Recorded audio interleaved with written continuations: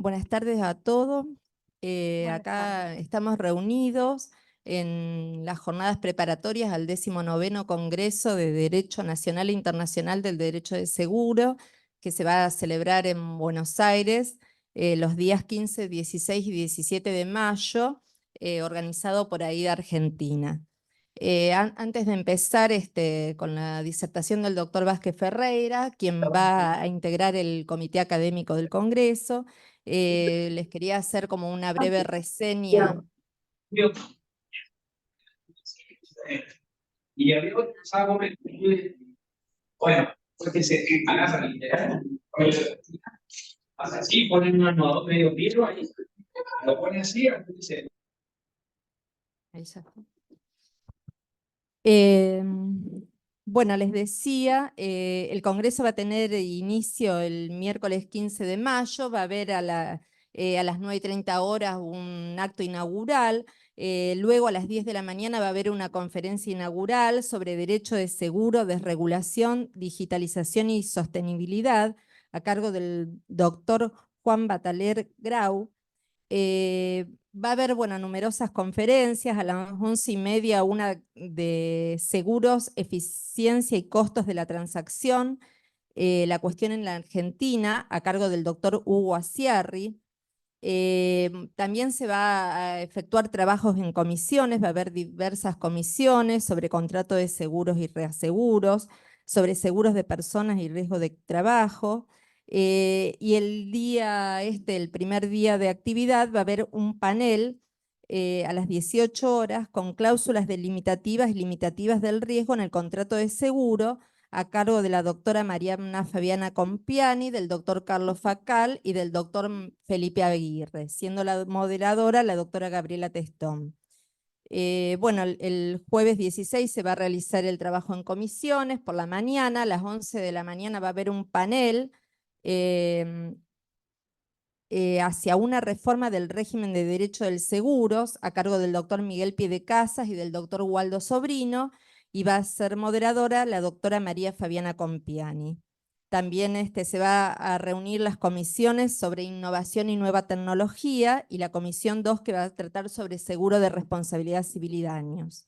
A las 18 va a ser una conferencia sobre el seguro en tiempos modernos, a cargo del doctor Daniel Vítolo, y a las 18:45 una conferencia Adición a condiciones predispuestas en el seguro, a cargo del doctor Julio César Rivera. Y por último, el viernes 17 de mayo va a haber también reunión plenaria de comisiones con las conclusiones y el debate del Congreso, donde los moderadores van a ser el doctor Carlos Estebenet y la doctora María José Sánchez, y a las 11:30 va a haber una conferencia que se va a denominar Análisis de conflicto en materias de seguros y reaseguros, a cargo del doctor Felipe Marín de Chile. Cerrando por último a las 12 horas con el panel sobre inteligencia artificial, ChatGPT y seguros, a cargo de los doctores Martín Sapiola Guerrico y de la doctora María Celeste Colombo, siendo como moderador el doctor Pablo Cerejido. Quedan todos invitados al Congreso, y bueno, les decía que el doctor Vázquez Ferreira, que forma parte del comité académico del Congreso, es quien va a dar la disertación de hoy.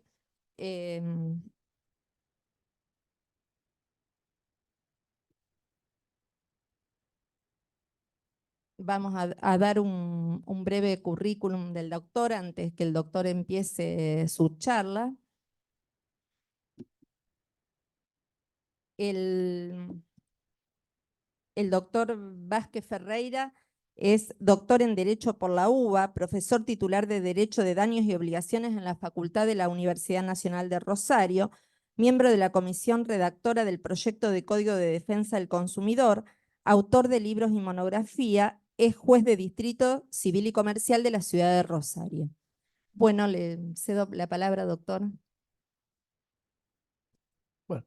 Bueno, buenas tardes. Muchas gracias a todos por la presencia y obviamente a quienes están siguiendo esto virtualmente a través de la plataforma de Zoom, supongo. que veo que son unos cuantos, así que les agradezco la atención. Agradecido también al Instituto de Derecho del Seguro, que yo siempre digo que es uno de los institutos que más trabaja, ¿no es cierto?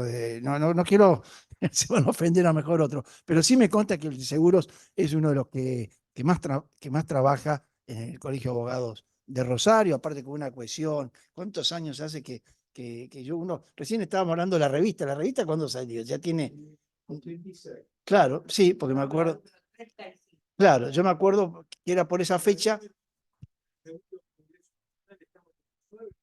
claro.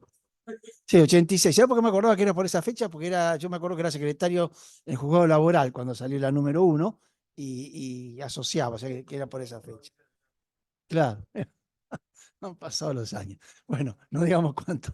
Entonces, la idea de hoy es charlar el tema de derechos seguros, derecho del consumidor, algunos lineamientos de la Corte, pero también entroncándolo con un tema que me parece que es un tema fundamental, que es el tema de los límites de cobertura, que nace, ¿no es cierto? No es que nace, sino que el problema jurídico arranca con algún fallo de la Corte, donde claramente dijo, señores, hay que respetar los límites de cobertura, pero claro, nos encontramos con que a lo mejor el límite de cobertura, yo veía el otro día un juicio de praxis médica, en donde el límite de cobertura se había pactado hace 17 años atrás.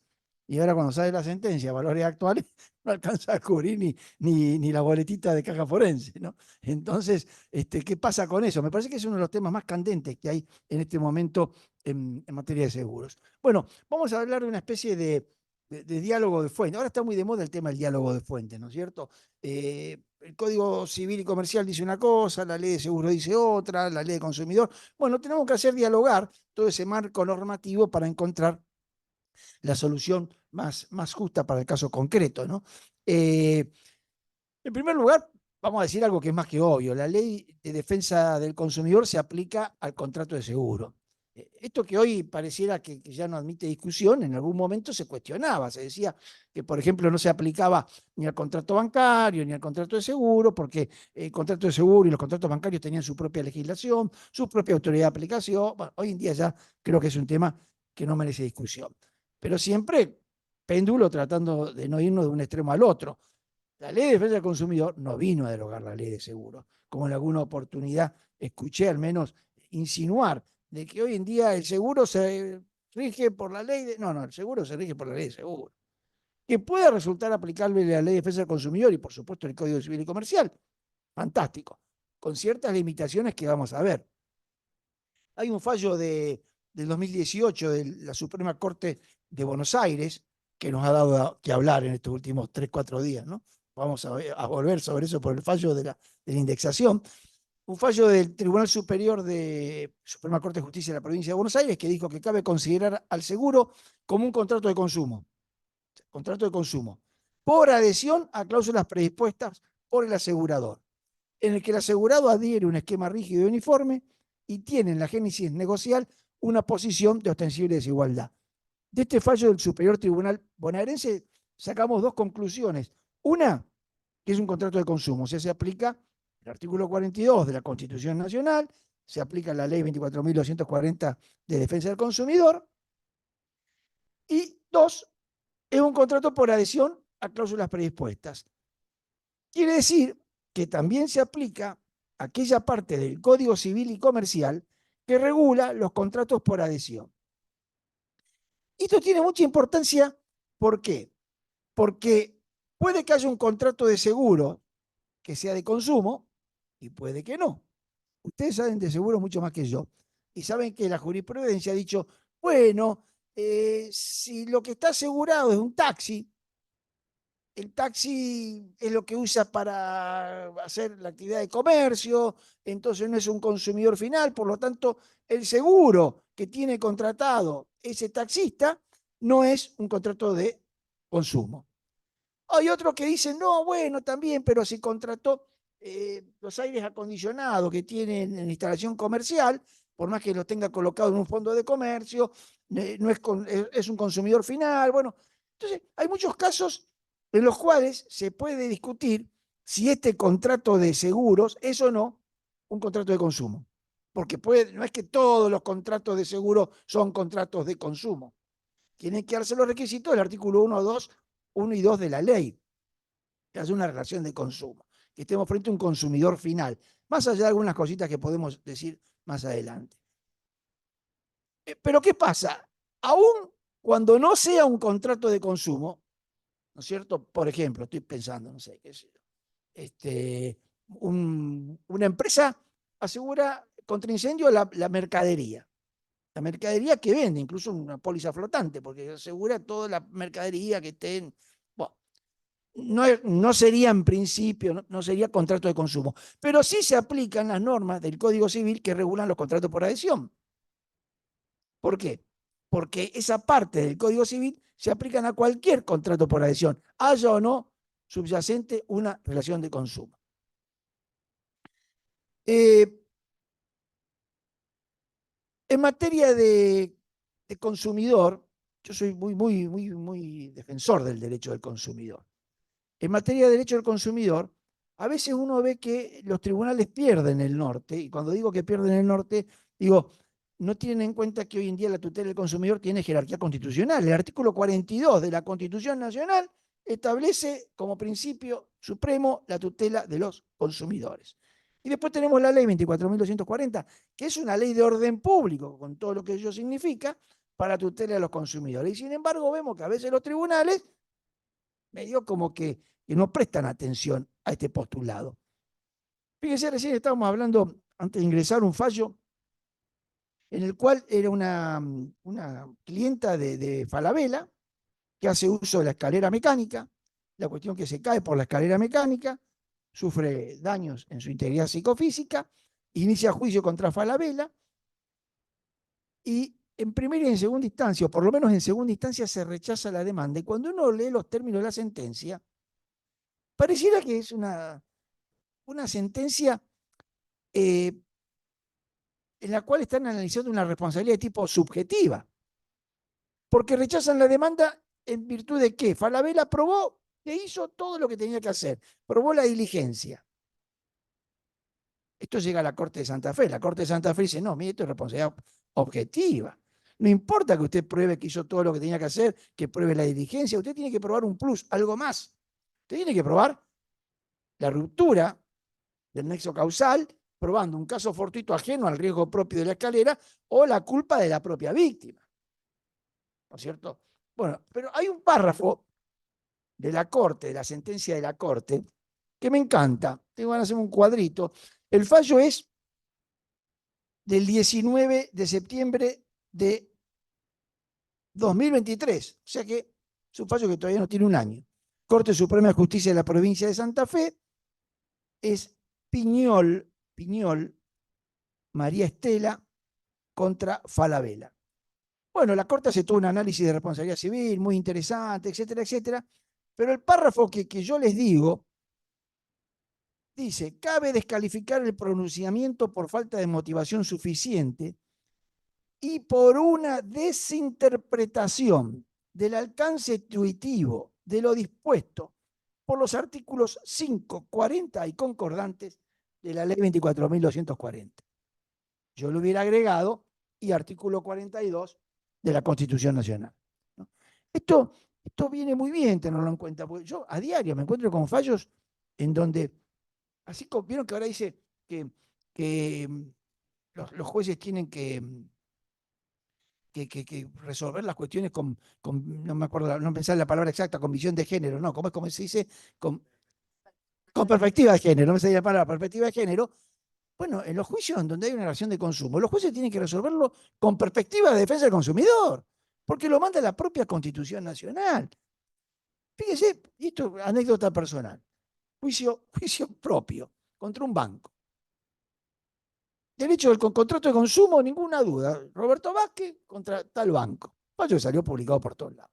Pero a título anecdótico, ustedes saben que la Ley de Defensa del Consumidor establece que el Ministerio Público es parte necesaria en todos los juicios de defensa del consumidor. O sea, todo juicio, todo proceso de consumo tiene que tener intervención del Ministerio Fiscal. Bueno, primera instancia, fiscal, no dijo nada. Segunda instancia, apelo, porque considero que los montos que me habían dado eran irrisorios, eran la verdad que casi ofensivos, ¿no es cierto? Entonces apelo. Cuando la Cámara está por dictar sentencia, corre vista al fiscal. El fiscal que tiene que velar porque el orden público es la ley de defensa del consumidor. Y si tiene que inclinar la balanza, la tiene que inclinar en favor mío, consumidor. ¿Sabe lo que el dictamen del fiscal? Me cuestionaba todo lo que yo decía. Parecía que estaba haciendo el alegato del banco, que el monto dado por daño moral era más que suficiente, que el daño punitivo. Yo digo, no, esto lo firmó el abogado del banco, no el fiscal. Lo tuve que leer 4 veces para. Bueno, están perdiendo de vista eso que dijo la Corte, señores. Hay un postulado que es el de defensa del consumidor, que lo tienen que respetar y aplicar. Y que yo digo, no solo de la ley de defensa del consumidor, sino que esto surge de la Constitución Nacional. Pues bien, ¿qué pasa con la ley de defensa del consumidor? Está desactualizada. Tremendamente desactualizada. Una ley excelente, maravillosa, pero se dictó en el año 1993, o sea que tiene 31 años.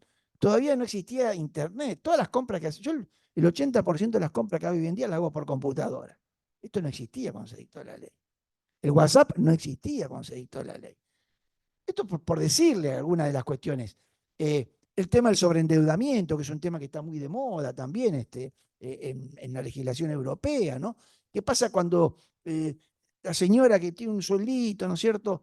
Y se lo pagan, está bancarizado, se lo pagan con el banco, y el banco todos los días le llena de ofertas, le dice, con la tarjeta de crédito, compre ya, que le damos que esto, que saque un crédito, y llega un momento en que dice, ay, mamá mía, yo lo que le debo al banco no alcanza mi sueldo.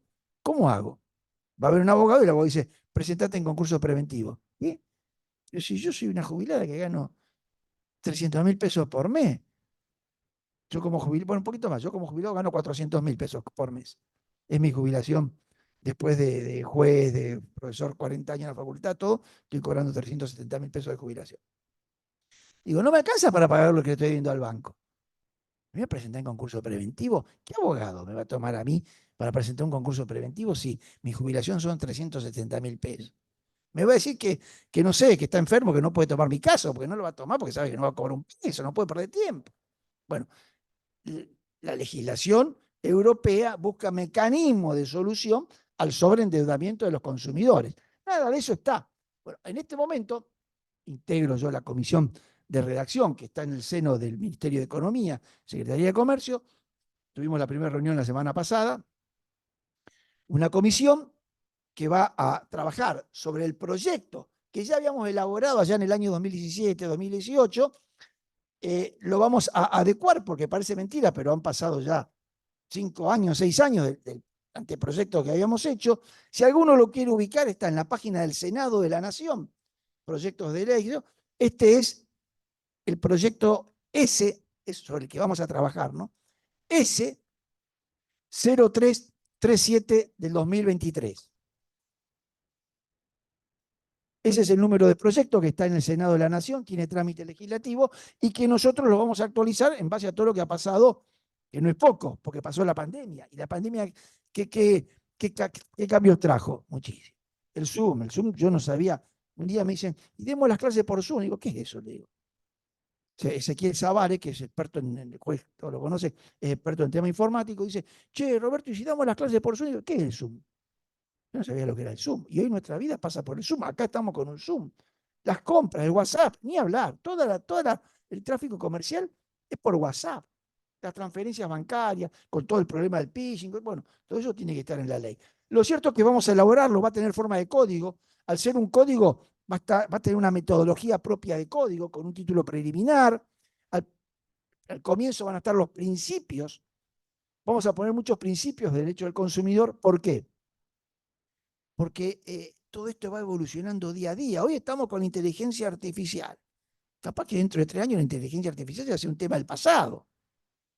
Las redes sociales ya prácticamente hay un montón de tecnología que usábamos y que en 4 o 5 años perdió totalmente. ¿Quién, por ejemplo, mira televisión o mira televisión o ve DVD, videocassette? Eso ya es del pasado. ¿Cómo ha ido evolucionando? Entonces, ¿cómo hacemos nosotros para regular todas las nuevas tecnologías cuando no sabemos lo que va a pasar dentro de 3, 4, 5 años? En donde ya creo, yo me atrevo a afirmar que en 3 o 4 o 5 años no existe más la moneda papel, el billete, la moneda que llevamos en la billetera, yo creo que en 3 o 4 años no existe más, ¿no es cierto? Cualquiera que haya viajado, que haya estado por Europa o Estados Unidos, ya la gente va al kiosquito y con el celular, tic, tic, y ya está.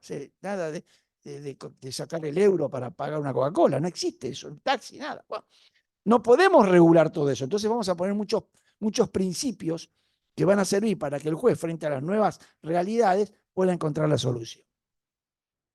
Bueno, sabemos que por supuesto que uno de los capítulos más importantes va a ser el referido a las ventas fuera de establecimientos, que hoy en día, más que nada, son las ventas realizadas o las operaciones comerciales realizadas a través de Internet o a través de WhatsApp, ¿no?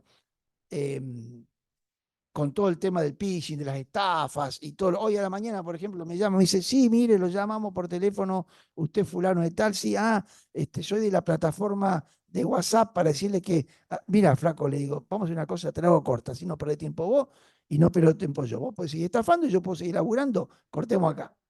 Y me cortó, obviamente, era una estafa. Pero nosotros nos reímos, pero el otro día un amigo mío, muy amigo mío, me dice, che, mirá, a mi hijo le sacaron 250 lucas con eso. Y tuvo que dar de baja la tarjeta porque le seguían haciendo compras. Bueno, todo eso no está en la ley de defensa del consumidor. Y eso va a haber que incorporarlo. Bueno, como decíamos, el hecho de ser un contrato por adhesión, aun cuando no sea un contrato de consumo, sabemos que se le aplican las normas del Código Civil que regulan los contratos por adhesión, con lo cual está sujeto a control administrativo de las condiciones generales. Bueno, eso ya lo tenemos por la superintendencia, obviamente, ¿no? Pero reglas específicas de interpretación, nulidad de cláusulas abusivas, etc. Las cláusulas deben ser legibles, claras y equitativas. Legibles, claras y equitativas. Yo si algún día me dice, mira, vos tenés que venir a la superintendencia de seguro, ¿qué vas a hacer? Que las pólizas sean legibles, claras y equitativas. Sobre todo legibles y claras. Hoy me llega la póliza de seguro automotor. Yo tengo más de un auto a nombre mío. Me llevaron las pólizas. Estuve 10 minutos viendo de qué auto era. Y lo primero que tendría que estar adelante de todo es cuál era el auto asegurado. Estaba por ahí perdido, en letra chica. Bueno, yo recuerdo una vez ser director de tesis, jurado de tesis de un alumno de Comodoro Rivadavia, pero que hizo el doctorado acá, era el título de la tesis más o menos, la claridad en las pólizas. Nunca me voy a olvidar, siendo juez, llamo a una audiencia artículo 19 porque había una cuestión en la póliza del contrato, era un tema de praxis médica, que no estaba muy claro. Me acuerdo que a la audiencia vinieron los abogados, prestigiosos abogados, hoy lamentablemente no están más, de una prestigiosa aseguradora. Había venido el propio Roberto Villavicencio, que era el Sanatorio Parque, y estamos ahí, queríamos ver cómo es él. Y me acuerdo que la aseguradora la leyó, la releyó, llamó por teléfono y dice, no, la verdad que no sabemos. ¿Cómo se interpreta esto? Eran esas remisiones, ¿no es cierto? Del anexo tal, altura, y imagínense que si el abogado del asegurador no me sabía dar una explicación, listo, ya está, se terminó. Y estoy hablando en esa época, todavía no teníamos la ley 24.240. Imagínense ahora con la ley 24.240 todo lo que implica, ¿no? De todas maneras,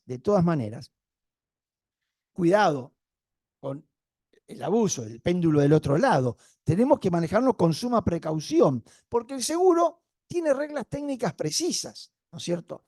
Puede ser políticamente respetable que hablemos de la función social del seguro, que el seguro debe todo muy lindo, ¿no es cierto? Pero muchas veces son conceptos ajenos a la técnica que pueden destruir el sistema en perjuicio, no ya de la aseguradora, sino de toda la masa de asegurados, que los rosarinos conocemos muy bien. Cuando cae una aseguradora, el problema no es la aseguradora, el problema es la masa de asegurados que estaban confiados en su cobertura y que tienen que, de su bolsillo, hacer frente al siniestro por el cual habían pagado un seguro. Carello dice que muchas veces se ve al actor como un débil frente al fuerte, a la aseguradora, olvidando que ese supuesto fuerte es simplemente el administrador de las primas aportadas por muchos débiles, tal vez más débiles aún que el propio actor. Todo esto lleva a dejar de lado por impropia la concepción que con fundamento en una función social del seguro llega a confundir a este como si fuera un subsidio cruzado entre asegurados o a creer que existe una obligación social de las empresas de cubrir cualquier contingencia. El asegurado tiene todo el derecho del mundo a obtener la reparación, pero en la medida del seguro, conforme los términos pactados. Lamentablemente hay mucho desconocimiento. Tal vez esto tiene su origen en nuestras casas de estudio. Yo, seguro, derecho de seguro en la facultad no lo estudié. Era, creo que, la última unidad, o bolilla, como le llamábamos en esa época, de Comercial 1, corregime, 2 bolillas, que normalmente no se daban, que uno las dejaba, no graben, pero uno las dejaba colgadas. No, ya prescribió.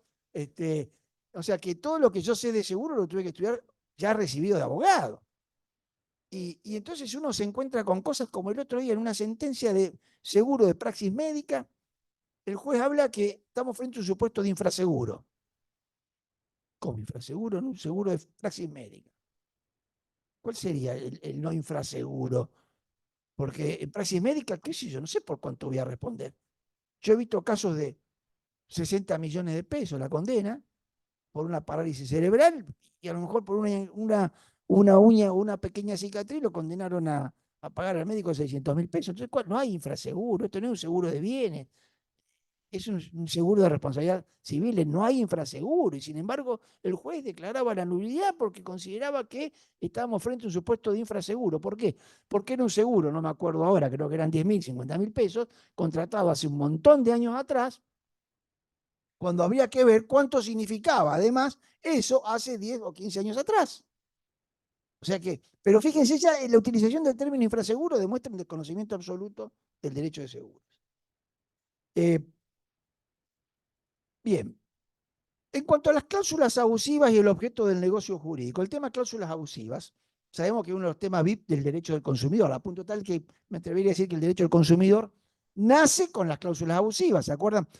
O cláusulas abusivas en los contratos por adhesión. ¿Se acuerda que el primer gran avance fue que en los contratos por adhesión las cláusulas ambiguas o confusas se deben interpretar en contra del predisponente? Bueno, ahí nace el derecho del consumidor. El primer gran caso que hubo en Argentina de derecho del consumidor donde a Medicus se le aplicó una multa que era en ese momento unos $50.000, fue por la famosa cláusula etaria, esa de que cuando el socio de una prepaga llega a determinada edad, la empresa de medicina prepaga le puede aumentar la cuota. Bueno, en aquella época que no había ley de defensa del consumidor, no había ley de prepaga, no había nada, algunas empresas le aumentaban la cuota del 700%, era una forma de decir de andate. Entonces se sacaban de encima a los afiliados que más consumos tenían, ¿no? Que eran los ancianos. Bueno, la Corte dijo, o la Cámara dice, esta cláusula en principio no es abusiva, porque es razonable que al que más consume, más le cobremos. Lo que pasa es que ha sido ejercida en forma abusiva. ¿Por qué? Porque ese más es un 400%, no sé cuánto era, que en los hechos es una medida de sacarlo del sistema. Y declaró abusiva la cláusula, aplicaron un monto, etc. Ahí podemos decir que nace el derecho al consumo. El artículo 37 de la Ley de Defensa del Consumidor nos dice cuáles son las cláusulas abusivas, se repite en el Código Civil y Comercial. Pero yo quiero traer a cuento la Directiva Comunitaria Europea del 13 del 5 de abril del 93, según la cual la apreciación del carácter abusivo, o sea, si una cláusula es o no abusiva, no se debe referir ni a las cláusulas que describen el objeto principal del contrato, ni a la relación precio de la mercadería o prestación. O sea, no podemos calificar de abusiva la cláusula que describe el objeto principal del contrato. Sería la cobertura. ¿Qué es lo que te cubro y cuáles son las limitaciones a esa cobertura o exenciones a esa cobertura? Y el artículo 4.2 dispone que la apreciación del carácter abusivo de las cláusulas no se va a referir a la definición del objeto principal del contrato ni a la adecuación entre precio y retribución, por una parte, ni a los servicios o bienes que hayan de proporcionarse como contrapartida. En definitiva, las prestaciones fundamentales o elementos esenciales del contrato no pueden ser catalogados como abusivos. Estoy yendo muy rápido para... precio y contraprestación no pueden ser considerados abusivos, siempre y cuando hayan sido redactados de manera comprensible, perceptible y se haya entregado la constancia, o sea, se haya entregado la póliza, haya constancia de entrega, etcétera, etcétera. Y fíjense que en este sentido, la directiva en el considerando 19, hablando de las cláusulas abusivas, establece que en los casos de contratos de seguros, las cláusulas que definen o delimitan claramente el riesgo asegurado y el compromiso del asegurador no son objetos de calificación o de apreciación de abusivas, ya que dichas limitaciones se tienen en cuenta en el cálculo de la prima abonada por el consumidor. Gente que conoce el derecho de seguro. Si vos tenés este seguro, no te quejes, es porque pagaste menos. Si vos tenés un seguro solo contra terceros, no me digas que es abusivo que no te arreglemos si tu auto resultó roto. Para eso tenés que haber pagado un seguro todo riesgo, con otra tarifa. Bueno, esto viene a cuento, y esto, por ejemplo, en Buenos Aires tuvimos un montón de acciones colectivas, en las cuales las acciones colectivas apuntaban a calificar de abusiva determinadas cláusulas de limitación del riesgo. Por ejemplo, la de que quedan excluidos familiares del asegurado o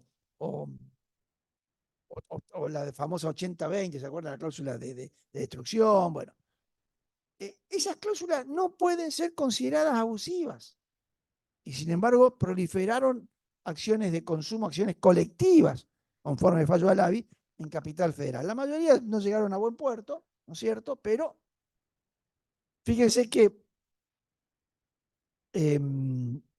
Lorenzetti afirma, nada más que Lorenzetti, si por vía interpretativa se alcanzara a dilatar la esfera obligacional del asegurador, se afectaría el fondo colectivo de primas administrado por la empresa y con ello el funcionamiento social y económico del seguro.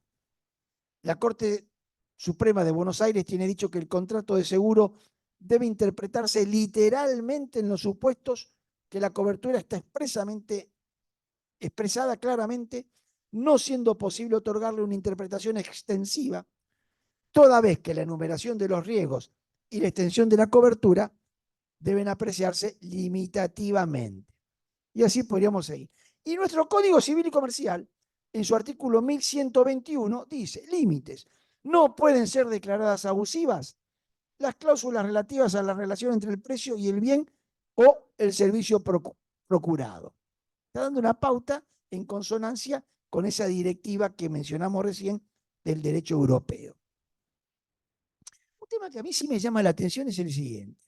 Vieron que ahora está muy de moda que las empresas tienen el departamento de género, gerencia de género, ¿no? Me parece fantástico.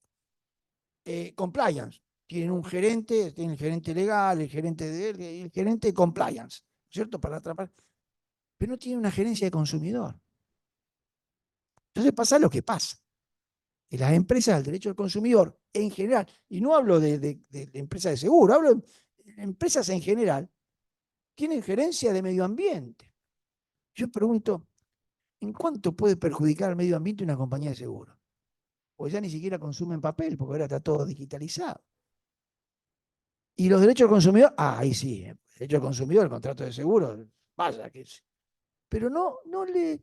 Y pasa lo que me pasó el otro día en una audiencia con una empresa de primera línea de seguro, una empresa de compraventa de mercadería, en donde compro un mueble, lo pago en la tarjeta de crédito, me dice, sí, ya lista la operación, confirmada, me llega otro mail, le vamos a entregar el producto el día martes a la mañana, pim, pam, pum, la cuestión que me llega un mail, me fui, como esto en la casa de fin de semana, me tuve que ir a FUN esperando, ahí me llega un mail, no, le queremos decir que fue dejada sin efecto la operación porque no está en existencia el producto que usted compró. Pero, si ya celebramos un contrato, ya lo pagué, ya... no entiendo cómo dejaron sin efecto la operación. Máxime con la ley del consumidor que dice que vos no podés tener en la oferta si no tenés en stock, etc. O sea, era un caso paradigmático. Como dicen los chicos, era para hacer dulce leche. De hecho, voy a hacer el juicio. Pero claro, voy a la mediación en Buenos Aires, la mediación esa, y la abogada de la empresa me dice, pero doctor, usted tiene que haber visto que ahí en la página web donde usted compró, usted tiene que haber aceptado las condiciones. Sí, le digo. Y las condiciones, dice, usted podría haber entrado y las podría haber leído, dice que toda operación está sujeta a que el producto esté en stock. Digo, doctora, perdón, ¿usted leyó la ley de 24.240? Bueno, léala y continuemos con la mediación. O sea, la abogada de una de las empresas, Easy, lo digo, no tengo ningún problema, Easy, empresa tremenda. La abogada no había leído la ley de defensa del consumidor. Bueno, entonces, ¿qué importancia sería que las empresas, en el caso que nos ocupa a nosotros de seguro, no te digo que tengan una gerencia de consumidor, pero algo, ¿no es cierto? Un departamentito, algo. De hecho, la tendencia mundial, y de eso vamos a tratar en el código, la tendencia mundial es la autorregulación, es decir, que las empresas, esto por recomendaciones de Naciones Unidas, etcétera, etcétera, etcétera, que las empresas se autorregulen y frente al consumidor solucionen el problema. O sea, que el consumidor, yo, frente a ICI, no tenga que ir a tribunal. El área de consumidor me dice, no, mire, tiene razón acá el señor, nosotros no podíamos estar vendiendo y cerrar una operación de un producto que no lo teníamos, solucionemos el problema. Hay que solucionarlo en el marco interno de la empresa. ¿Qué pasa si no se soluciona? Vamos a la justicia. La justicia, la multa por daño punitivo, a una fiesta. Porque estamos hablando de millones de pesos de multa. ¿No es cierto? Bueno, hay muchísimos fallos de la Corte Nacional, porque la idea era hablar un poco de los fallos de la Corte, hay muchísimos fallos de la Corte Nacional en materia de derecho de consumidor, contrato de seguro, etc. Ustedes recordarán, seguramente mejor que yo, cuando la famosa franquicia en transporte público, la pelea, porque fue una pelea entre la Corte y la Cámara Nacional Civil de Capital Federal, en donde la Cámara decía que la franquicia no era oponible al tercero, la Corte decía sí es oponible, iban y venían, hasta que la Cámara Nacional Civil dictó un fallo plenario contradiciendo lo que la Corte le acababa de decir, una cosa de loco. Y la Corte dijo, señores, basta, basta. Y bueno, ya eso no se discute más. Pero ese fue uno de los primeros. Después salió Buffoni. Buffoni lo conocemos todos. Buffoni el 8 de abril de 2014. Parece mentira, 10 años tiene Buffoni. Dios mío, vos sabés que uno ve las cosas así y si 10 años es tremendo, pero vos me decís, no, si Buffoni fue el otro día. No, no, 10 años tiene Buffoni. Buffoni lo conocemos todos, ¿no es cierto?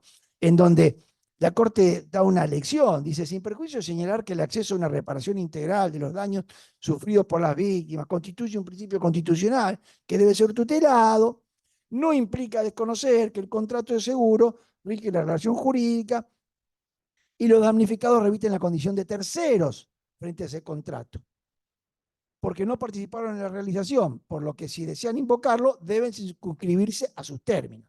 No se pueden tomar las cláusulas. Esta sí porque me beneficia, esta no porque... No. Tomás el contrato de seguro, lo citás en garantía a la aseguradora, respetá el contrato. Es oponible. Y la Corte dijo que las cláusulas del contrato eran oponibles a los terceros. Y ahí arrancó una doctrina judicial de la Corte que se viene repitiendo. ¿Por qué? Porque después vino Flores, del 6 de junio del 2017, Flores Lorena contra Jiménez Marcelino, la sala K, de la Cámara Nacional Civil, había declarado inoponible a la actora el límite de cobertura. A mí me había pasado, yo litigando en Buenos Aires, ustedes saben que yo durante muchos años litigaba en Buenos Aires, una compañía de medicina, aseguradora, etc. Y la primera vez que me sale un fallo a mí diciendo que era un juicio de praxis médica, me acuerdo. Y en primera instancia sale la sentencia, seguro poner que era de 3 millones, la condena era de 5 millones y el juez, cosa que nadie había planteado, dice que el monto ese no es oponible. Yo digo, no, pará. Abran las puertas de la facultad que tenemos que volver todo para allá. Bueno, pero después se generalizó eso. Hasta que viene la Corte, no es que se generalizó, pero no era extraño ver que decía, no es oponible, no, el límite hay un problema entre el asegurado y la aseguradora. Pero no, ¿cómo? No, vino Buffoni, vino Flores, y en Flores la Corte,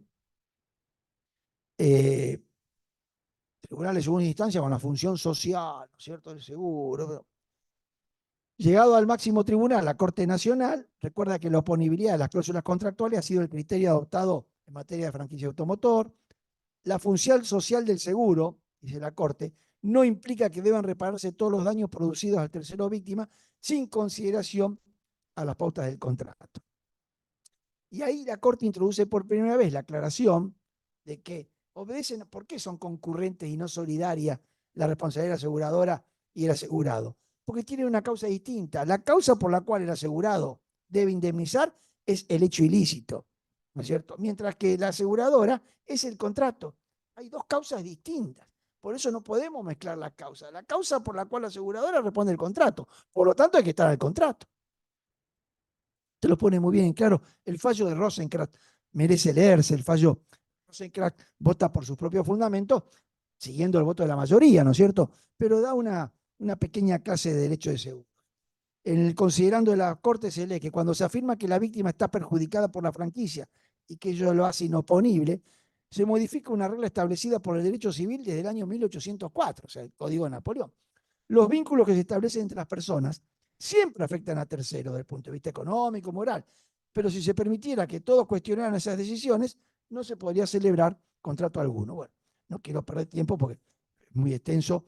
Este es el voto de Lorenzetti. Avanzo. La obligación del asegurador de reparar el daño tiene naturaleza contractual. Y si su finalidad es indemnizar al asegurado de los daños, de los perjuicios sufridos por la producción del riesgo asegurado, su origen no es el daño, sino el contrato de seguro. El voto de Rosenkrantz, repito, no tiene desperdicio. Rosenkrantz dice, ojo con esto de que tanto se repite, que la función social del seguro, dice, porque el seguro limitado implica un menor precio, y menor precio implica mayor acceso al seguro. La no limitación implicaría costos que muy pocos podrían afrontar e implicaría que nadie podría asegurarse. Después viene el caso Aranda. Aranda es un caso particular, un caso de la Corte también Suprema. Aranda es del 8 de octubre del 2020. Aranda Marcelo contra Páez. La Cámara había decidido que resultaba inoponible al tercero damnificado la cláusula del contrato de seguro que excluye la cobertura de los daños sufridos por personas en relación de dependencia laboral con el asegurado conductor, en tanto el evento se produzca en oportunidad o con motivo del trabajo. La Cámara había considerado que era una cláusula predispuesta, abusiva, que denaturaliza la función social del seguro.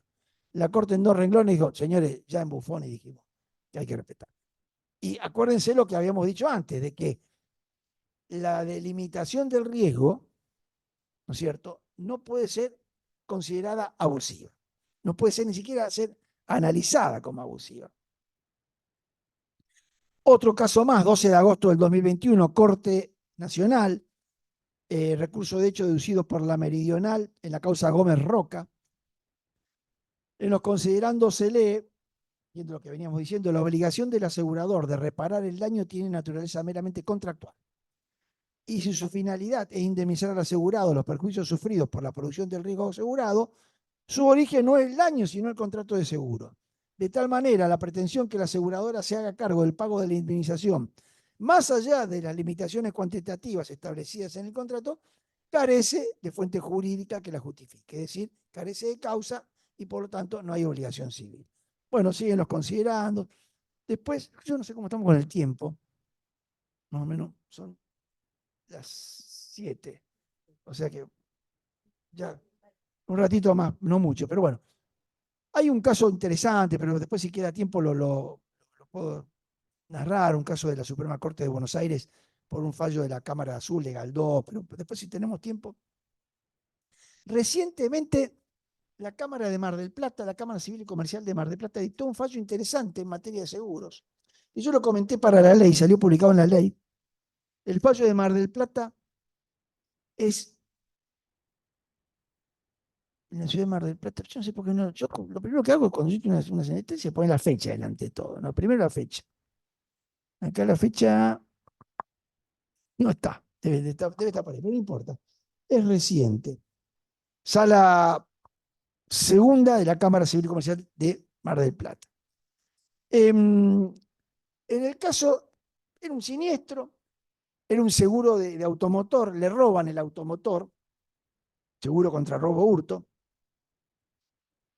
Y lo que se discutía era la exclusión de cobertura, la actividad de los liquidadores, investigadores y el límite de cobertura y la moneda de condena. El comentario mío salió publicado en la ley, el fallo salió publicado con el comentario hace muy poco. El trabajo mío se llama El derecho de seguros en un importante fallo, publicado en la ley de Arau. Después, en todo caso, si quieren, les puedo decir la fecha con exactitud. Respecto de la exclusión de cobertura, claro, había una cláusula que decía que se excluía la cobertura si se producía un cambio del domicilio del asegurado y no lo denunciaba. El asegurado vivía su domicilio en una localidad, como podríamos decir, Funes, o más chiquita que Funes. Funes ya toda una ciudad. En una localidad que estaba a 30 kilómetros de Mar del Plata, en donde aparentemente eran 10 manzanas, ¿cierto? Un pueblito ínfimo. Pero claro, él iba a Mar del Plata todos los días. Entonces, el robo aparentemente se produce en la ciudad de Mar del Plata. Entonces la aseguradora dice, hubo un cambio no me acuerdo cómo es que el término que utilizan en el ámbito porque lo utiliza varios términos, y la Cámara le dice, señores, no, lo único que funciona como causal de exclusión de cobertura es el cambio de domicilio no comunicado. Acá no hubo cambio de domicilio. Y el hecho de que viva en un pueblito y lo use en una ciudad que está a 30 kilómetros de Mar del Plata es por demás de lógico. Porque ¿a dónde va a ir? ¿A qué supermercado va a ir? ¿A qué hospital va a ir? ¿A qué sanatorio va a ir? ¿A qué cine va a ir? Al de Mar del Plata. Con lo cual, la cláusula de exclusión no funciona. Aparte alegan como causal de exclusión que le había cambiado el destino final, que lo estaba utilizando para transporte de mercaderías y no para uso privado. ¿Y esto dónde surge? De algo que los abogados de la aseguradora los vemos todos los días. A mí a veces me traen, vieron los informes de los liquidadores, los investigadores, ¿no es cierto? A veces me mandan algún informe que me da miedo. Digo, si esto lo presentamos en el expediente, vamos todos presos. Porque se meten en la intimidad. A veces son informes que desconocen algunas pautas de derecho, algunas pautas jurídicas que los abogados sabemos que no las podemos utilizar en el expediente. Bueno, en este caso, le habían hecho firmar una declaración jurada a uno que era el que manejaba la camioneta, de que lo usaba para transporte de mercadería. Y esto lo presentan en el expediente. Y la Cámara dice, señor, esto no lo podemos tener en cuenta, esto viola las garantías más elementales de la defensa en juicio. ¿Quiénes son para ir a hacerle firmar una declaración de esta naturaleza sin la presencia de un abogado, etcétera, etcétera, etcétera, etcétera? Si la cuestión hubiera terminado ahí, no hay ningún problema. Pero ese fue el argumento de recurrir a este tipo de conducta para que le apliquen una sanción por daño punitivo, porque como era un contrato de consumo, le aplican el concepto de daño punitivo una multa, a ver, ¿de cuánta plata?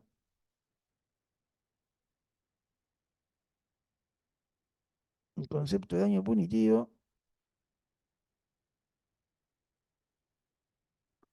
No, remite a los considerandos, pero bueno, le aplican un daño punitivo importante, varios millones de pesos, que en todo caso después lo buscamos, porque si no voy a perder mucho tiempo buscando a lo mejor capaz que sea al final debe estar. Ojo con el daño punitivo, porque ustedes saben que se modificó la ley de defensa del consumidor, que antes el monto máximo era 5 millones, ahora son no sé cuántas canastas de no sé qué cuánto, que qué sé yo, que puede llegar a varias decenas de millones de pesos. O sea, te pueden aplicar una multa por daño punitivo de más de 20 millones de pesos, como ocurrió un caso en San Nicolás recientemente. Sí, es Acosta Cortés con Z, Elida, contra Seguros Bernardino Rivadavia. Contra Seguros Bernardino Rivadavia. Es un fallo muy reciente. Mirá, si me das 2 segundos te puedo decir.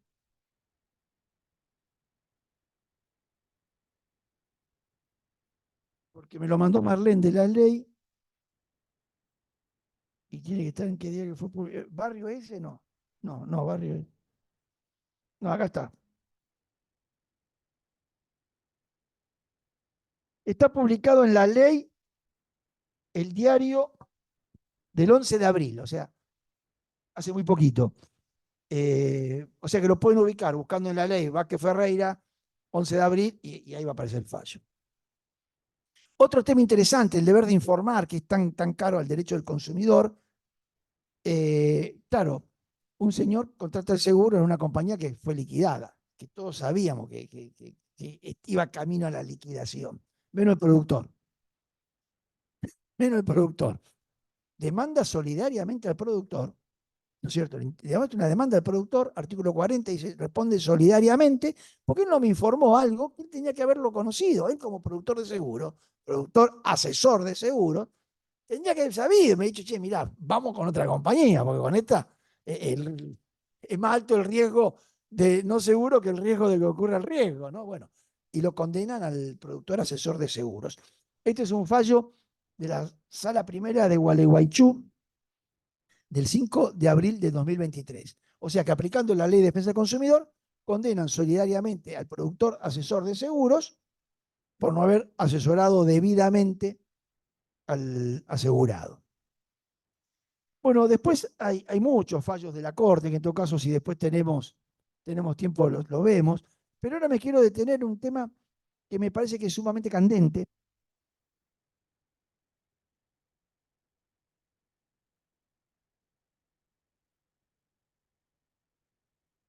Hola, ahí está. Un tema sumamente.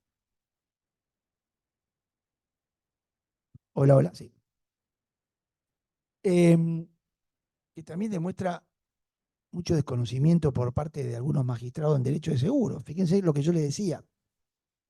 En un caso de praxis médica donde no hay seguro obligatorio y por lo tanto no hay una obligación de contratar un seguro por X monto mínimo, el juez en la sentencia hablaba de infraseguro y ofició a la superintendencia, ordenó que se oficie a la superintendencia para que diga cuáles son los montos mínimos en contrato de seguro por praxis médica. Bueno, salió la sentencia, por supuesto que ahora viene la apelación. Es más, yo no sé si decir algo en la apelación, porque ¿qué va a decir? Está bien, oficia la superintendencia, te van a decir que no existe, que no hay pauta, ¿viste? Pero bueno, ¿qué ocurre? Hay un primer fallo, pero que es del año 23, Fernández Carina, de la Corte Nacional.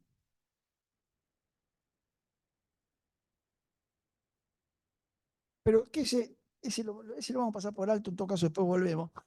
Hay un fallo del Superior Tribunal de Entre Ríos, del 28 de abril de 2022, Tentor Rolando, en donde, claro, se producía este desfasaje, un contrato de seguro celebrado hace muchos años atrás, con la inflación que hemos tenido al borde de la hiperinflación.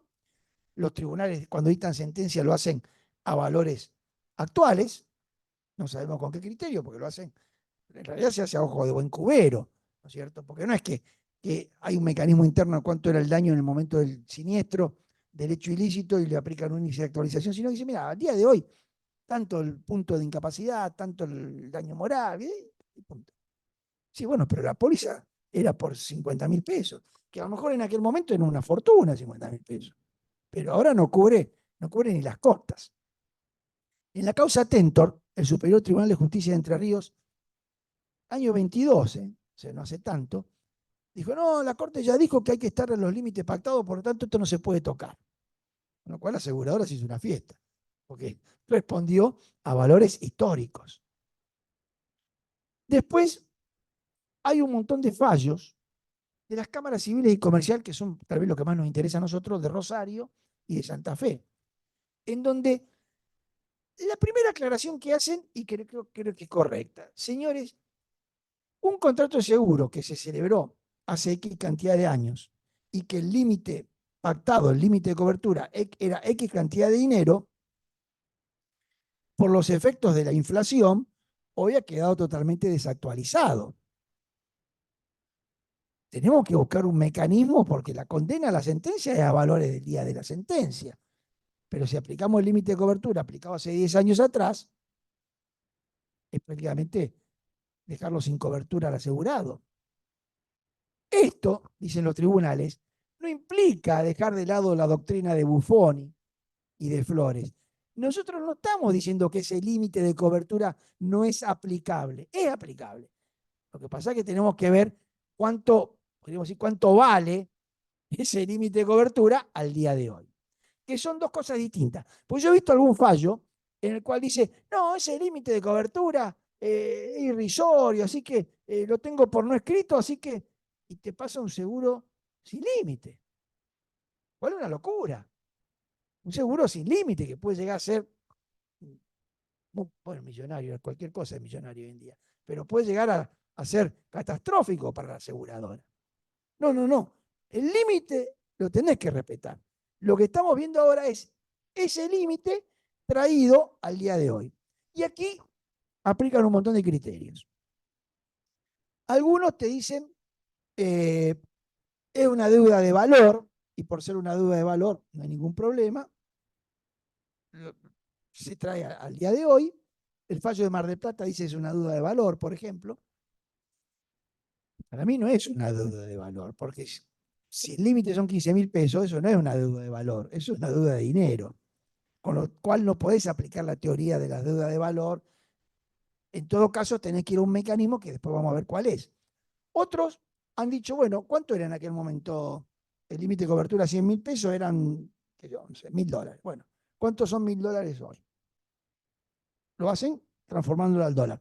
Los criterios que uno ve que hoy en día más aplican son los de decir, a ver, por ejemplo, en materia de seguros automotores, que hay un seguro obligatorio, bueno, en aquella época el seguro obligatorio era 100 pesos, ahora son 1.000, es decir que aumentó, fuerte mío no son las matemáticas, aumentó un 1.000%.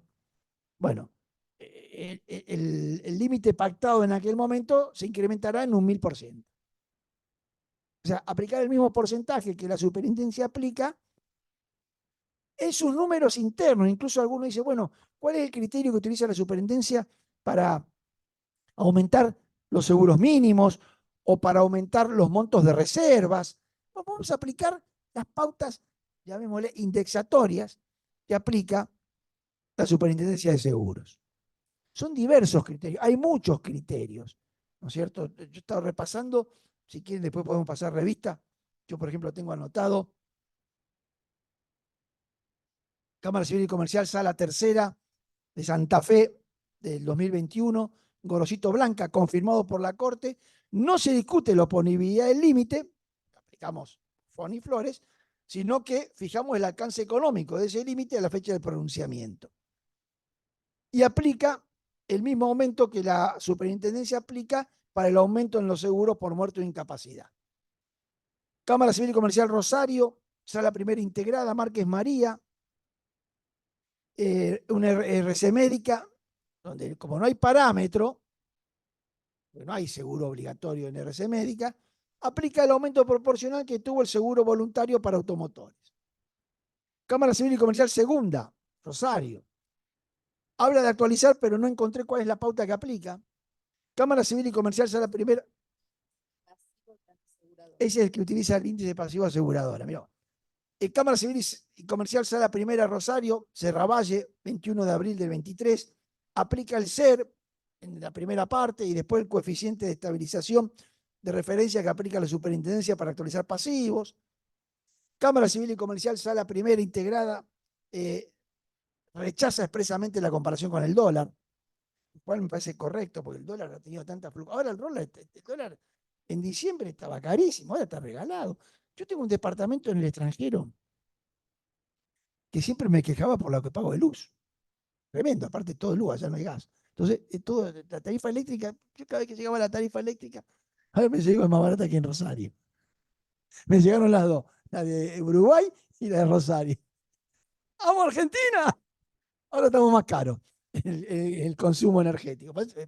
Y estamos hablando 3 meses, o sea, no estamos hablando comparativamente con 10 años atrás, no, estamos hablando de diciembre a hoy, ¿no? Superamos al Uruguay. Dios mío. Bueno, entonces, todo esto lleva acabo de mandar recién a la ley un comentario al fallo del que vamos a hablar, en donde digo, todo esto genera una inseguridad jurídica que al momento de tener que llegar a un arreglo, che, mira, bueno, pero el límite de cobertura es tanto. ¿Lo vamos a actualizar? Y sí, ¿y cómo? Y qué sé yo, no sé, qué sala te toca. Teníamos la moneda al aire, a ver qué criterio utilizamos. Yo en alguna oportunidad, una charla que me invitaron el año pasado, me acuerdo, creo que fue sí, en Bariloche, un congreso, eran todos jueces, ¿eh? Y jueces de alto, de los tribunales superiores de provincia. Y yo le decía, me parece que lo que hay que hacer acá es, ya está, la ley de convertibilidad fue muy linda mientras éramos felices, pero ahora que estamos al borde de la hiperinflación, basta con la prohibición de indexar. Terminemos con el artículo 7 y 11 de la ley de convertibilidad. Saltaron todos, no, eso va a traer inflación, eso, el día que los jueces declaremos la inconstitucionalidad de la ley de convertibilidad, la inflación, digo, no, pero mire, espere. A mí me parece que la inflación la generan los economistas, no los jueces. No somos los abogados y los jueces los que hacemos que la inflación haya llegado a un 20-30% mensual. Son los genios de la economía. Una vez se me ofendí, ¿no? Dice que dice, la guerra es algo demasiado delicado para dejarlo en manos de los generales. Yo digo, la economía es demasiado delicada para dejarla en manos de economistas, ¿no? Pero bueno. Entonces, ¿qué propuse? Declaremos la inconstitucionalidad, mejor dicho, deroguemos la prohibición de indexar de la ley de convertir. Deroguémosla, listo, y se terminó la cuestión. Sí, funcionaba maravillosamente bien esto en los 70, en los 80. Era, vos condenabas, aplicabas el índice de precio consumidor del INDEC. El INDEC hoy está nuevamente, todo el mundo está de acuerdo en que los números que da el INDEC son correctos, son ajustados. Apliquemos el INDEC y sobre eso una tasa de interés puro que podrá ser del 6, del 8%. Bueno, lo acaba de hacer la Corte Suprema de Justicia de la provincia de Buenos Aires. La Corte Suprema de Justicia de la provincia de Buenos Aires, en un fallo, y como digo en el comentario, la importancia de este fallo está dada por el solo hecho de que el fallo se dictó el miércoles, corríjanme. El jueves a las 10 de la mañana ya todos lo teníamos en el celular, ¿no es cierto? O sea, corrió como reguero de pólvora. La Suprema Corte de Justicia de la provincia de Buenos Aires, ¿dónde lo puse?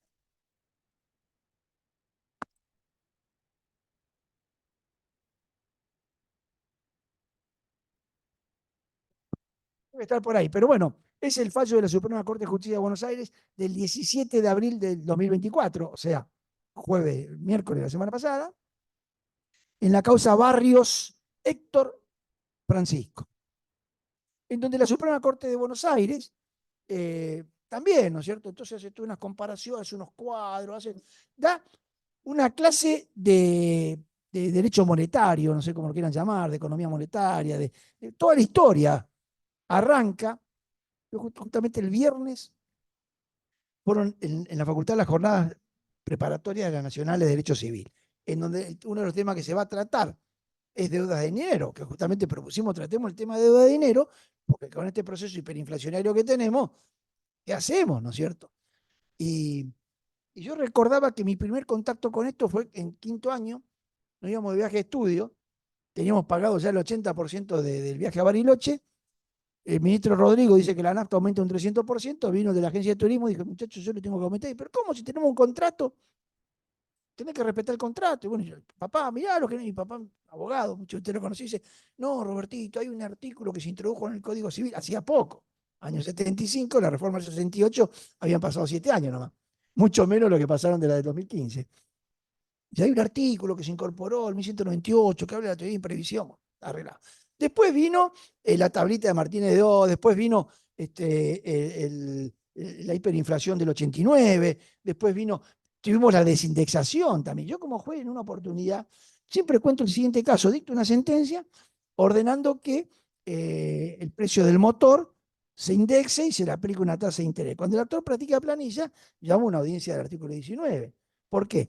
Porque con el monto que arrojaba, en un club del Río, le habían robado un motor de lancha, pero un motor que ya tenía mucho uso, y un motor que, bueno, con el monto que arrojaba la planilla se podía comprar 5 lanchas con motores 0 kilómetros, o sea, digo, acá hay algo que no funciona. A los pocos días, el abogado de la actora dijo, sí, no, la verdad que doctor, nosotros con el motor que nos robaron no estamos suficientes, dice, no queremos más.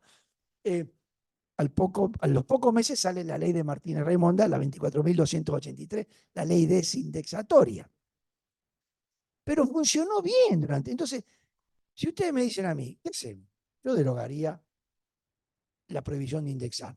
Y sí, si dentro de 6 meses triunfa mi ley y no hay más inflación, y bueno, lo indexás por 0,00. ¿Cuál es el problema? ¿No es cierto? Y si no lo derogamos, bueno, señores jueces, sigamos el ejemplo de la Corte Suprema de Justicia de Buenos Aires. Dígame si no traería mucha más tranquilidad esto. Fíjese la Cámara Laboral de Rosario. A raíz del fallo de la Corte dictó dos fallos, que también los comenté en el derecho y en la ley en su momento, no me acuerdo los nombres, tengo por ahí. Uno en el que la Corte dijo, señores, hay que aplicar las tasas aprobadas por el Banco Central de la República Argentina. Con lo cual, García Colugó. Con lo cual, no va a la doble tasa activa.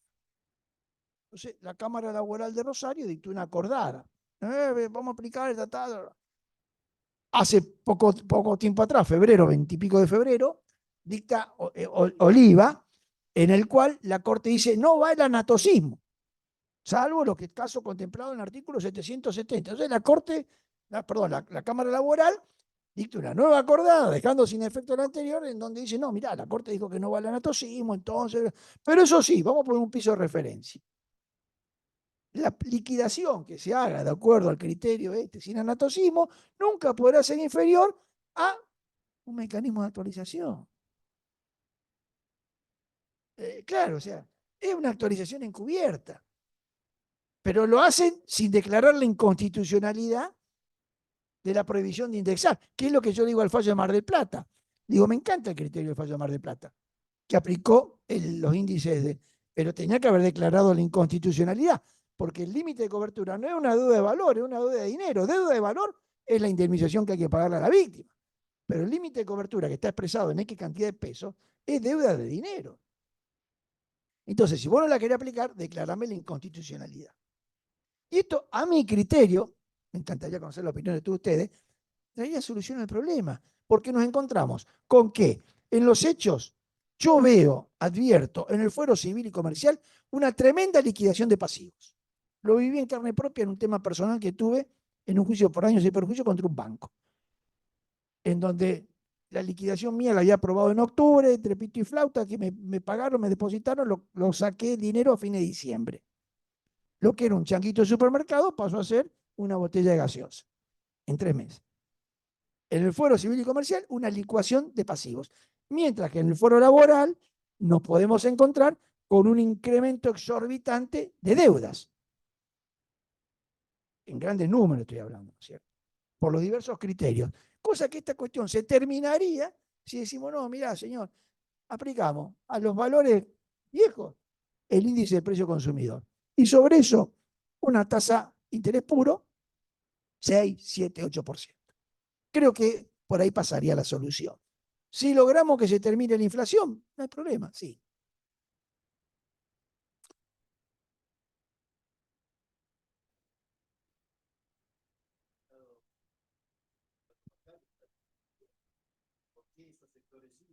Tal cual. Me parece que, y con esto concluyo, porque ahora sí me parece que ya estamos con el horario más que excedido, quedaron un montón de cosas, como ustedes verán, de fallo. Pero bueno, me parece que a lo mejor de todo esto lo más interesante creo es, hay una norma en la Constitución Nacional que consagra como principio general la tutela de los consumidores. Nos guste o no, los tribunales la tienen que aplicar. Cuidado con que el péndulo se vaya de la indefensión del consumidor a que el consumidor siempre tiene la razón. No es así, sobre todo en el contrato de seguro. Eso de que el contrato de seguro cumple una función social, hasta por ahí nomás. Hasta por ahí no es muy lindo, suena muy lindo, pero no es tan así, ¿no? Y esta inseguridad jurídica que genera la inflación y la aplicación de diversos criterios, no solo de tasas de interés, sino de criterios de actualización, creo yo que se terminaría derogando la ley o imitando el Tribunal Superior de Justicia de Provincia de Buenos Aires, que lisa y llanamente declaró inconstitucional por inconstitucionalidad sobrevenida. O sea, esa norma era constitucional cuando no había inflación, pero ahora que tenemos inflación, prohibir indexar es inconstitucional. Así que bueno, muchas gracias a los presentes acá y a la gente que siguió por Zoom.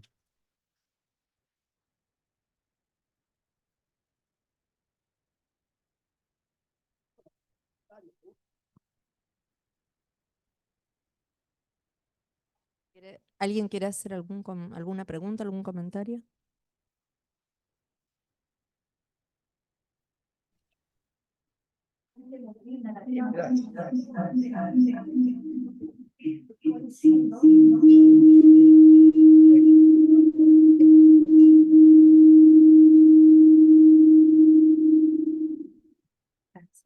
Para que hablen con el micrófono. Ah, claro. Ah, ahí está.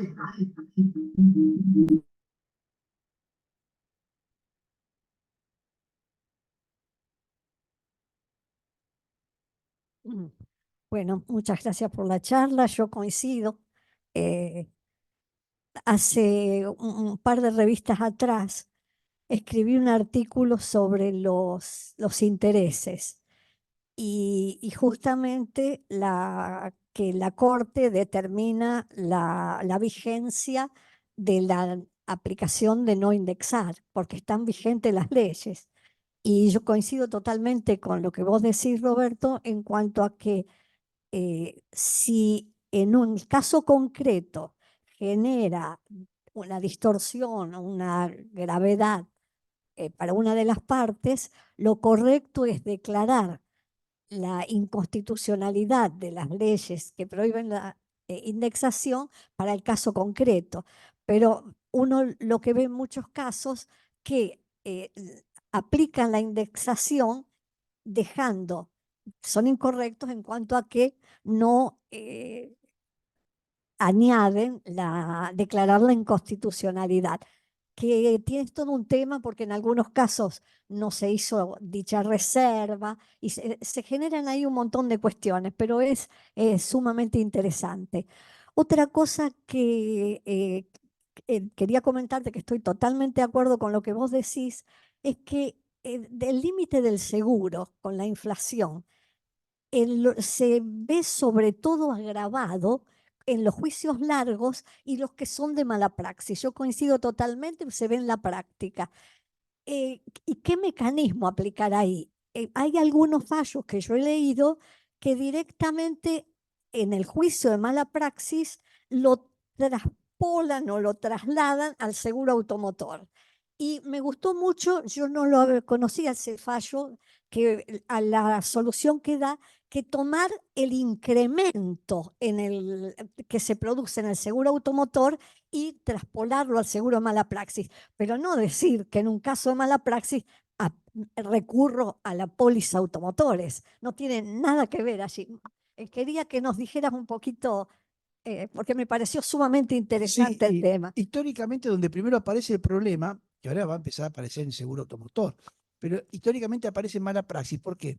Porque en mala praxis los médicos, por lo general, contrataban coberturas muy bajas.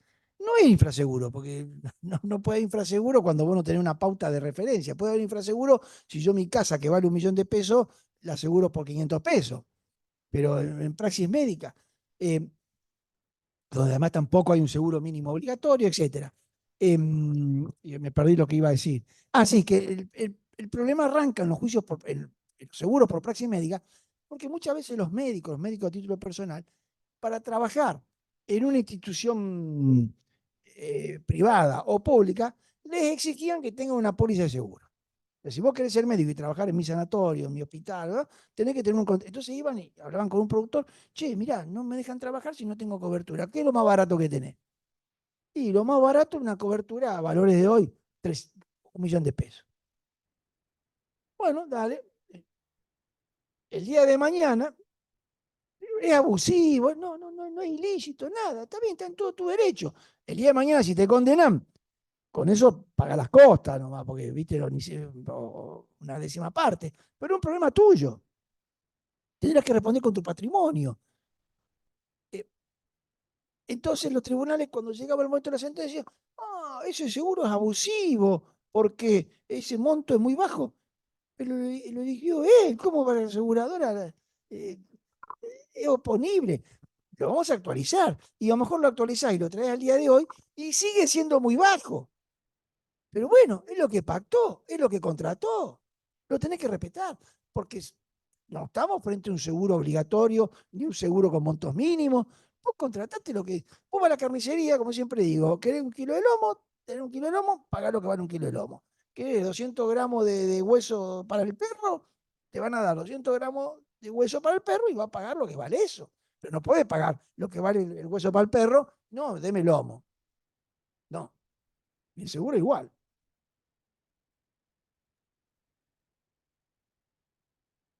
Roberto. No, yo lo único que quería agregar que yo comparto lo que vos decís en cuanto a la licuación de pasivos y que me parece que estamos queriendo tapar el sol con el dedo al no declarar la inconstitucionalidad de la prohibición de indexar y más creo que esto se da con más notoriedad después del fallo que vos mencionabas antes de García con Ugofe, donde no se está permitiendo la duplicación de tasas.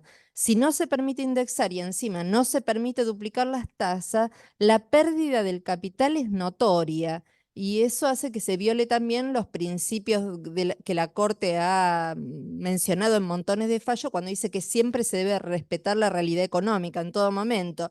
Y si se respeta la realidad económica al momento de la sentencia, pero cuando la parte va a cobrar cobra moneditas porque producto de la inflación, creo que no estamos respetando la realidad económica. Entonces coincido totalmente en que debería derogarse la prohibición de indexar en estos tiempos que estamos viviendo, ¿no? Donde tenemos en 3 meses una inflación terrible. Lo digo, licuación de pasivos, no cargo las tintas sobre las aseguradoras, porque a las aseguradoras le hacen pagar más de lo que deberían pagar muchas veces. Sino la licuación en la litigiosidad común. Pensemos en un juicio de responsabilidad civil, un monto indemnizatorio. Sale sentencia, actualizan a la fecha de la sentencia y a partir de ahí la tasa activa, ponele sumada. Cuando practicás planilla, el juicio, el expediente fue, subió a la Cámara, subió a la Corte, porque qué sé yo, que pin, pasaron 4 o 5 años, de aplicar los intereses, cobraste la mitad. A valores reales, cobraste la mitad. O menos. O menos. Este,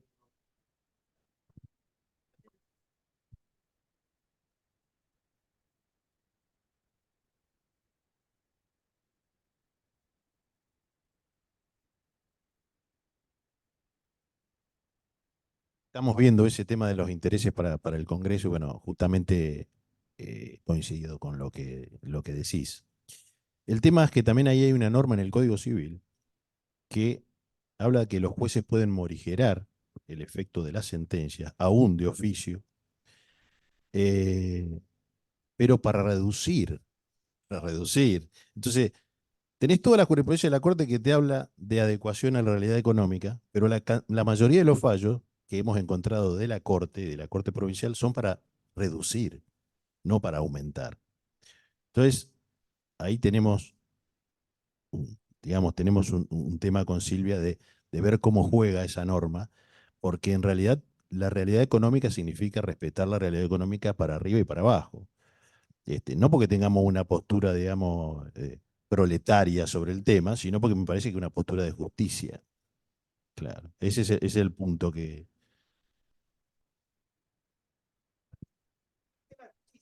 pero, ¿sabe que la memoria me funciona? Pero yo recuerdo un fallo en donde el tribunal había aumentado. Esto es muy poco y lo aumenta. Y después, yo no me acuerdo si fue una corte o la Cámara, dice, no, la facultad que tiene el código es para morigerar, no para aumentar. Y entonces dice, no puede hacer eso que hizo. No me acuerdo qué fallo, cuándo era. Viste que uno lee tanto, y cuando ya pasaste ciertas décadas es más difícil porque tenés más información todavía. Que se va apilando en el... Este, y... Sí, no, es todos los que han tenido sentencia, a lo mejor a partir del 2023, sentencia de primera instancia, van a la Cámara, poniendo que la Cámara confirme. Cuando practiquen liquidación y vayan a cobrar dentro de 2 años, van a cobrar chocho y palito.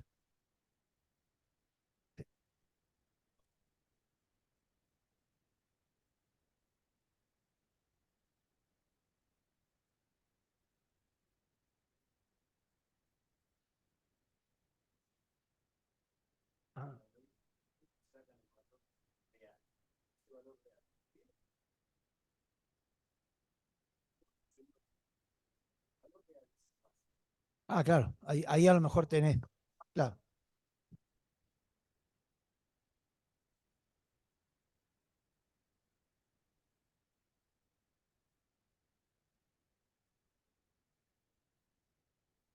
Sí. Sí, Córdoba tiene la Marshall, ¿cuánto hace?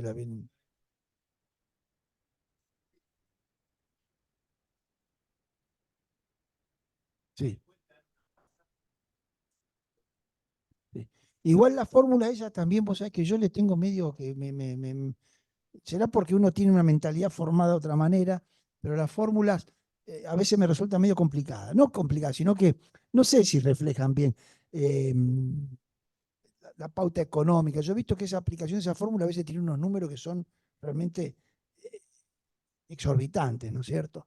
Eh, iba a decir, no, como dato anecdótico,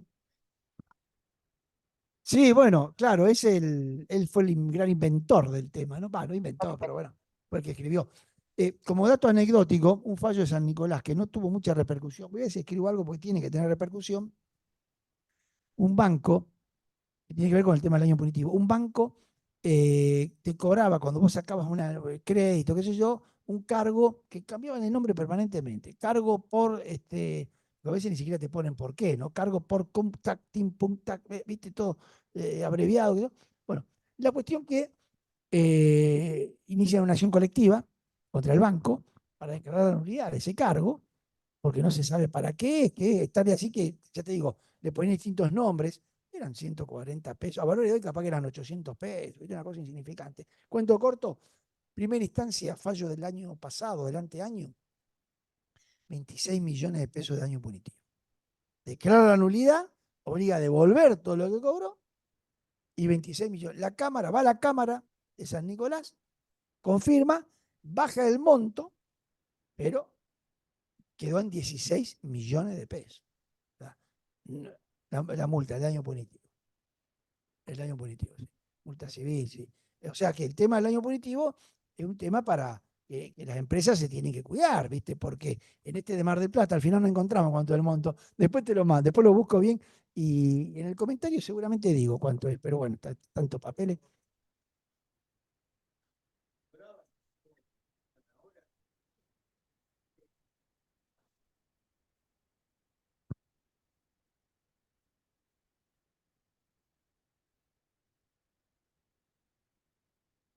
No, decía que los bancos siempre acostumbraron a poner cargos que por ahí no se saben cuáles son, inexistentes, de 1.000 pesos, 800 pesos, pero multiplicado por 200.000 cuentas. Bueno, después la multa por daño punitivo, si alguien la plantea, van a ser 2 pesos en función de todo lo que han recaudado. Yo me acuerdo que tuve casos donde lo planteé y una vez que ofrecí toda la prueba con un contador especialista en bancos, nos metimos en el banco y le dábamos vuelta a todos los libros, ahí llamaban por teléfono y decían, doctor, vamos a arreglar. Yo tengo un juicio en el cual un día revisando, porque viste que uno no revisa, un día se me puse a revisar y me contaban todos los meses un seguro de desempleo. Imagínate, seguro de desempleo. Salvo que me despida, que me despida yo mismo, porque ¿viste? Yo soy dueño de mi estudio, o sea que qué desempleo. Y entonces se me ocurre, digo, ¿esto qué? Inició el aseguramiento de prueba. Es un seguro que usted contrató. ¿Cuándo lo contraté? Tráigame la No, que esto lo suscribió por internet. Bueno, tráigame el. No, porque eso no se guarda. Pero, ¿cómo? Bueno, si yo fuera juez en un caso así, digo, mire, lo único que vamos a discutir acá es el monto del daño punitivo. Nada más. Y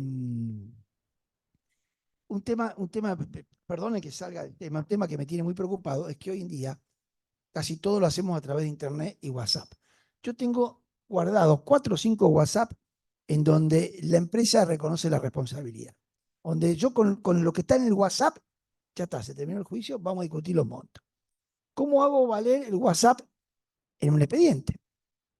Como medio prueba. Entonces, viste, te viene y dice, no, mirá, tenés que buscar un escribano, un ingeniero de la NASA que esté inscripto en los tribunales. No, pará, yo tengo que mostrar esto, se lo llevo al, al, que me pasó, cuando yo tuve el famoso inconveniente que me llevan el auto acá en la esquina, yo tenía la tarjeta verde acá, pero el inspector, no, que no, esa misma noche me llaman de la dirección de tránsito, Me dice, a ver, ¿tenés mi Argentina? Sí, acá está, ¿lo vieron? No, disculpame, no sabemos qué pasó. Sí, este muchacho no estábamos. Inmediatamente me vuelvo en el auto. Ahora, yo quiero hacer valer este WhatsApp, ¿cómo hago? Tengo que buscar un escribano, transcribirlo, que dé fe, que después va a ir al tribunal y va a decir, eso no tiene ninguna validez, que entonces una pericia. Se me ocurrió, y ya lo tiré a la comisión redactora del Código de Defensa del Consumidor, esto sería aplicable para las relaciones de consumo. Un artículo que más o menos dice así: en las relaciones de consumo, todas las comunicaciones realizadas por medio electrónico, mail, WhatsApp, qué sé yo, a los efectos de su prueba bastará con que el usuario, el consumidor, acompañe al expediente en un aseguramiento de prueba, medida preparatoria, o ya sea previo al juicio o durante el juicio.